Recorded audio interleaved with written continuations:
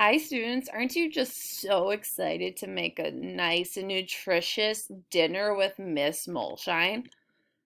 I know I'm pretty excited. Well, the first recipe that we are going to follow is the strawberry spinach salad recipe. Your ingredients, or what you are going to need for this recipe, is 1 bag of spinach, 6 strawberries, 1/3 cup of balsamic dressing, pepper, and salt. And then moving on to the recipe directions, there are just a few steps. Step 1, place 1 bag of spinach into a bowl. So take that spinach and literally just dump it into the bowl. Just how much you can fit into it, that's okay. All right, and then you move on to step number 2. Step number 2 says slice 6 strawberries. And this step is definitely okay to ask for help. Why is it okay to ask for help in this step? Because you're dealing with a knife, and a knife is super sharp, and if you're not comfortable with using it just yet, ask an adult or somebody that is comfortable with using a knife. And then once you slice all your 6 strawberries, go ahead and move on to step 3. Step 3 says to combine strawberries, balsamic vinaigrette, salt, and pepper into the bowl with the spinach. So you can see here you're adding all of the ingredients into the bowl of spinach. And this is a nice and super short recipe, so once you're done, you're going to eat. But hold on, we want to make sure we get all of our food groups in. So we also have our chicken pasta casserole recipe. For this recipe, you will need 1 can of chunk chicken, 10 ounces of angel hair pasta, 2 cups of shredded cheese, 1 can of cream of mushroom soup, salt and pepper, 3/4 cup of water, a bowl, large pan, an 8x8 glass baking dish, and a microwave. So since there are so many steps to this recipe, if you are going to try this, I would recommend crossing off each step along the way. I know that's something that I would do to help me remember what step I am at. So step 1 says put chicken, cheese, soup, salt, pepper, and water in bowl. Then stir. So here you're putting all the ingredients in the bowl and you're stirring.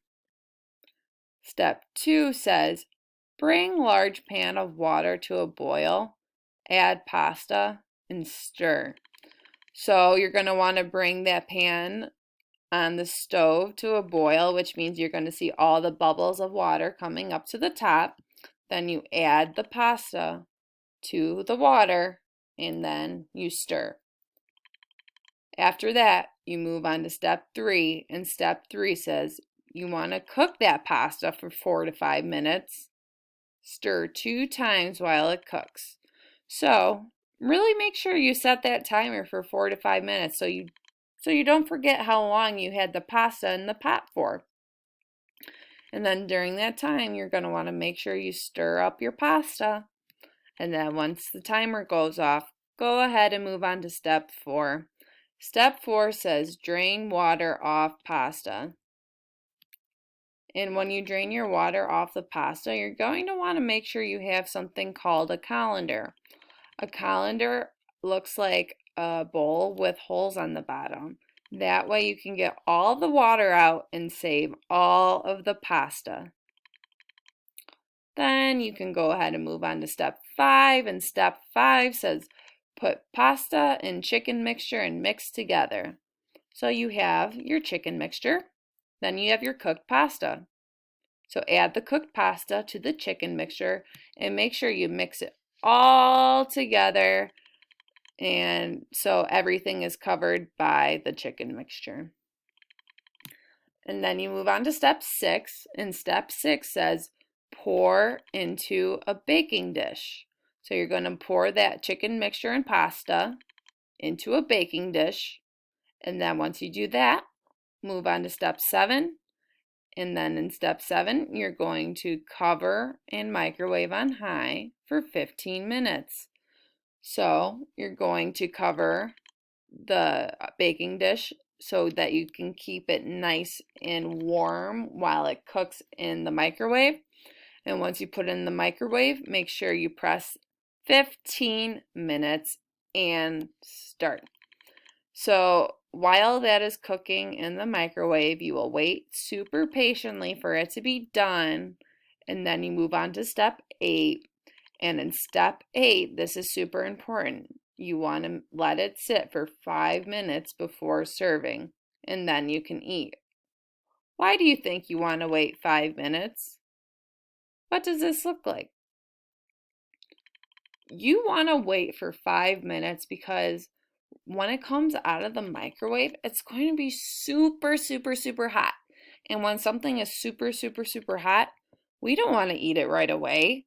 It's going to hurt our mouths.